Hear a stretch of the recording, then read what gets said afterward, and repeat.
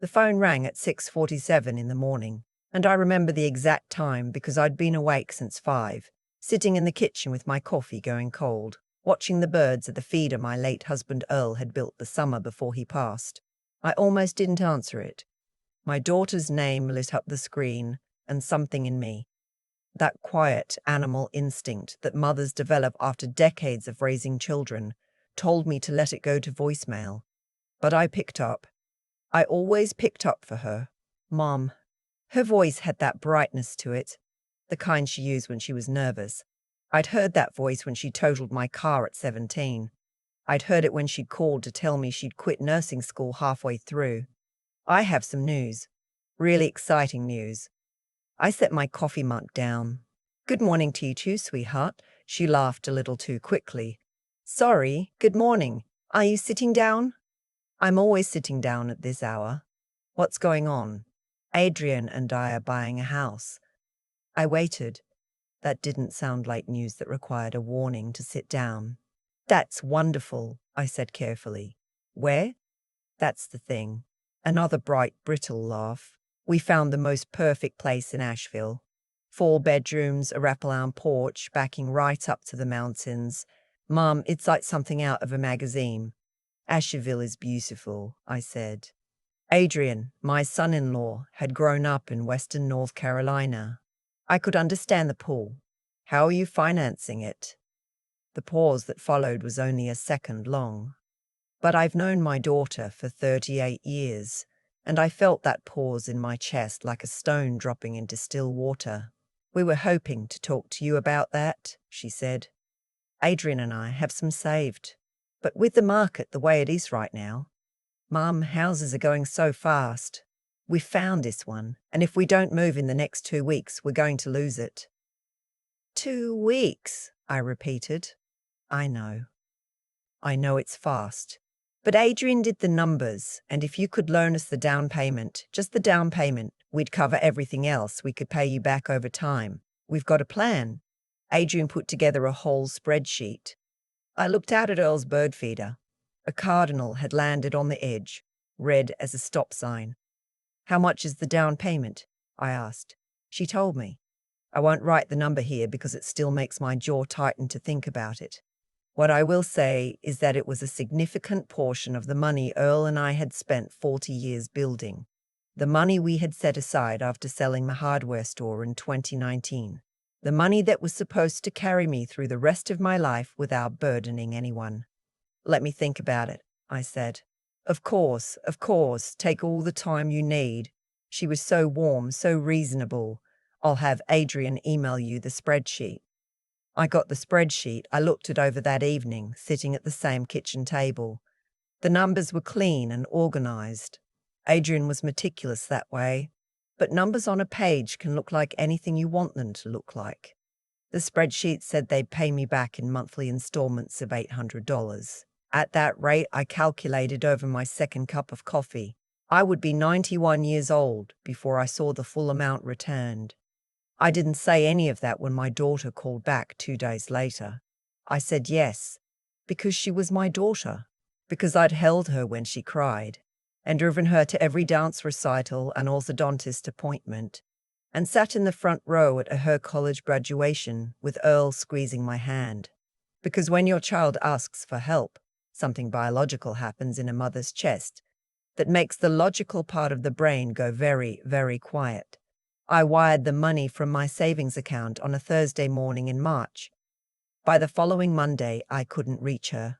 Not immediately. Not in the way that sets off alarms. She responded to texts, but slowly. She answered calls, but kept them short. She was busy with the move, she said. Overwhelmed. The closing process was stressful. I understood. I gave her space. But 6 weeks later, when I asked for a copy of the mortgage documents, just to have on file, I said, for my own records. She stopped answering as quickly. 7 weeks later, when I asked when the first monthly payment might be coming, she said they were still getting settled, that Adrian's freelance contracts had been delayed, that it was just a temporary thing. 8 weeks later, I drove down to my bank in person and sat across from a woman named Kathy who had managed my accounts for 11 years, and I told her everything. She listened without interrupting.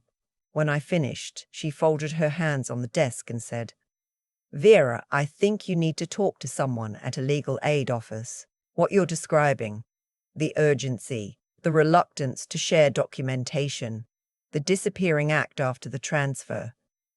These are patterns we see in financial elder abuse cases." I sat very still in that chair. Financial elder abuse. I'd seen pamphlets about it in doctors' offices. I'd always assumed those pamphlets were for other people. People who were more vulnerable, less sharp, less capable. I was 67 years old and I managed my own investments and I did the crossword every day in pen.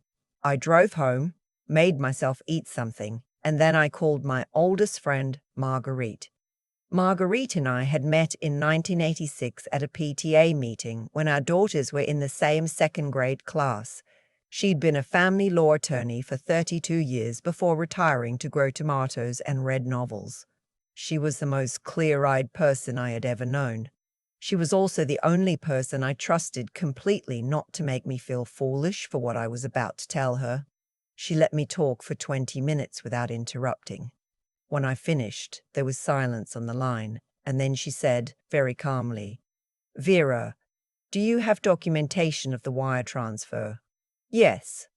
"Do you have any written agreement, texts, emails, anything in writing, where she acknowledged this was a loan and not a gift?" I thought about it. She said loan on the phone. She said it multiple times. But in writing, I stopped. The spreadsheet. She sent me the spreadsheet. That could help. Forward it to me. And Vera, don't contact her again until we've talked. Don't let her know you're looking into anything. Can you do that? I said I could. It was the hardest part. Every instinct I had wanted to pick up the phone and call my daughter and say, "Talk to me, tell me what's happening, tell me this is all a misunderstanding." There is a specific grief in suspecting your own child of something, a grief that doesn't have a clean name. It isn't quite anger, and it isn't quite sorrow, and it isn't quite fear. It's all three at once, pressing against your ribs. I did not call her. What I did instead was spend 2 weeks building a very careful, very quiet case. Marguerite connected me with a civil attorney named Douglas, who specialized in elder financial fraud. Douglas was methodical and unflappable, the kind of man who spoke in complete sentences and never used unnecessary words. In our first meeting, he explained that depending on the documentation, I had potential grounds for civil recovery and possibly a referral to the district attorney's office for criminal charges against my daughter. I made myself sit with that possibility instead of running from it. Douglas requested that I document every communication I'd had with my daughter and Adrian since the transfer. Every text, every voicemail, every email. I went through my phone that night at the kitchen table with Earl's cardinals asleep somewhere in the dark outside, and I copied and organized everything. There were texts from my daughter saying, "We're so grateful, Mum, and this means everything to us." There was one text where she used the word borrow explicitly. There was an email from Adrian, just 3 lines long, that said the spreadsheet represented their repayment commitment. It wasn't a formal promissory note. Douglas said that in a civil case it likely wouldn't need to be. I also reached out to the County Register of Deeds for Buncombe County, North Carolina. Asheville is the county seat, and searched the property records online. It took me less than 20 minutes. The house had been purchased in both my daughter's name and Adrian's name. The deed was filed 6 weeks before she stopped responding to my calls normally. The house existed. The purchase had happened. My money had gone exactly where she'd said it would go, technically speaking. There was no outright fraud in the transfer itself. What there was, Douglas explained, was a loan that was not being repaid, and a borrower who had now gone effectively silent, and a pattern of behavior that could be characterized as intentional evasion. The question, Douglas said, is what outcome you're hoping for. I looked at him across his desk. Outside his window, downtown Knoxville was going about its Tuesday afternoon. Someone across the street was walking a very small dog. "I want my money back," I said, and I warned her to understand what she did. "Those 2 things," he said carefully, may require different strategies. I told him to pursue both. What happened next I can only describe as a slow unraveling, which is an uncomfortable metaphor because it was my family unraveling. And even when you know it needs to happen, even when you've accepted the necessity of it, there's nothing comfortable about watching it go. Douglas sent a formal demand letter to my daughter and Adrian. The letter outlined the loan, referenced the documentation, and requested repayment in full within 30 days, or the matter would proceed to civil litigation. My daughter called me within 2 hours of receiving it. I let it go to voicemail. Her voicemail was 11 minutes long. She was crying for most of it. She said she couldn't believe I'd sent lawyers after her. She said Adrian was furious. She said this was a betrayal of trust, that she was my daughter, that family didn't do this to family. She said she had always known I favored her brother. She said a lot of things that were designed to make me feel like the person who had done something wrong. I sat on my couch and I listened to the whole 11 minutes. And when it was done, I set the phone face down on the cushion beside me and looked at the ceiling for a long time. Then I called Douglas and told him to proceed. What my daughter did not know, what I had not told her, and what Marguerite had actually suggested I not disclose until it became relevant, was that the money she had borrowed was not, in fact, the center of my financial picture. Earl and I had been careful people. We'd had a financial planner for 20 years named Gerald, who had advised us back in 2017 to restructure our assets significantly. Much of what we owned was held in a revocable living trust that Earl and I had established together. The savings account my daughter had borrowed from was one piece of a larger structure. She thought she'd gotten the significant portion. She thought she understood my situation. She didn't know what she didn't know. This didn't change the legal wrong of what she'd done. It didn't make the money less mine, or her obligation to repay it less real. But it did mean that while she and Adrian were apparently making calculations about my vulnerability, about how much leverage they might have, about whether I'd really pursue this, they were working with incomplete information. I found that out later through my son. I have a son, 2 years younger than my daughter, who lives outside of Nashville and who has never once in his life asked me for a dime. He called me midway through all of this. He'd heard from their cousin that something was going on, and when I told him the broad strokes, there was a long silence on the line. She told me, he said slowly, that you'd agreed to help them because you were worried about having too much liquid cash sitting around, that it was more of an investment structure, a family arrangement. I closed my eyes. She said that, I asked. Those were almost exactly her words, he said. Mom, I'm so sorry. So she had told the family's story. A different story. One in which I was a willing participant in a financial arrangement, rather than a mother whose trust had been used as a tool. I don't know how many people she'd told that version to. I don't know how many of my relatives had heard it and nodded and thought, well, that makes sense. Vera always was practical about money. I spent one night being angry about that. Genuinely, fully angry in a way I hadn't allowed myself to be yet. I paced the kitchen. I said some things out loud to Earl's photograph that I won't repeat here, and then I went to bed, slept for 7 hours, and woke up clear-headed. The civil case proceeded. Douglas was confident but honest with me about timelines. These things moved slowly, he said. The demand letter had not produced repayment or a good faith counteroffer, which meant we were filing. 2 weeks after filing, Adrian called me directly. He did not call from my daughter's number. He called from his own cell phone on a Saturday afternoon. And he was very different from the Adrian I knew from holidays and birthday dinners. He was not warm. He was not making small talk about the voles or asking about my garden. This is going to cost both of us more than it's worth to keep going, he said. You know that. Adrian, I said, you have my number. Have Douglas contact you. I'm not talking to your lawyer, he said. I'm talking to your lawyer, he said. I'm talking to you. You're her mother. Whatever you think happened here. Is it really worth blowing up your relationship with your daughter?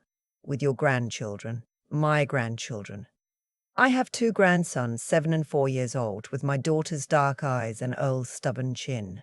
The 4-year-old had started calling me Grammy V because he couldn't quite get the full name yet. Grammy V. I breezed through that. Have Douglas contact you, I said again, and I ended the call. I won't say that was easy. I'll say it was necessary, and that necessary things and easy things are very rarely the same. The case settled out of court. I won't go into every detail because some of it is still painful in ways I'm not entirely ready to put into words, and some of it involves my grandchildren and their futures, which I guard carefully. What I will say is that my daughter and Adrian signed a formal repayment agreement with a structured schedule and a lien attached to the Asheville property as collateral. Every month, on the 15th, I receive a bank transfer. I check that it's arrived. I note it in my records. I do not feel joy about it. I don't feel satisfaction exactly. I feel something more like quiet, like the settling of a house after a storm has passed and you're counting the damage and finding you're still standing. My daughter and I don't speak the way we used to. We speak on birthdays and at Christmas, and there is a distance between us now that I don't think will fully close in my lifetime. I grieve that. I am allowed to grieve that. What I have stopped doing is feeling foolish. Kathy at the bank was right. These patterns are recognizable, and they happen to capable people, to careful people, to people who spent their whole lives making good decisions. It does not happen to you because you are naive. It happens because you love someone, and love has always been the longest lever. The thing I want other mothers to hear, the thing I wish someone had told me, clearly and without softening, is this: writing it down matters. Every conversation about money, every agreement, every promise. Get it in an email, get it in a text, keep a record. Not because your children are automatically suspect, but because clarity protects everyone, and because the version of a conversation you remember and the version someone else remembers can become, over time, very different stories. I still sit in the kitchen in the mornings with my coffee. The cardinal still comes to Earl's feeder, which I maintain because Earl loved birds, and I loved Earl, and some habits are a form of fidelity to the people we've lost. I'm 67 years old, and I raised 2 children, and I ran a business for 22 years with my husband, and I know how to read a balance sheet, and I know when someone is telling me what I want to hear. I knew somewhere below the wanting to believe when my daughter called that morning. I felt the stone drop. I just didn't know yet that I was strong enough to let it sink. I know now.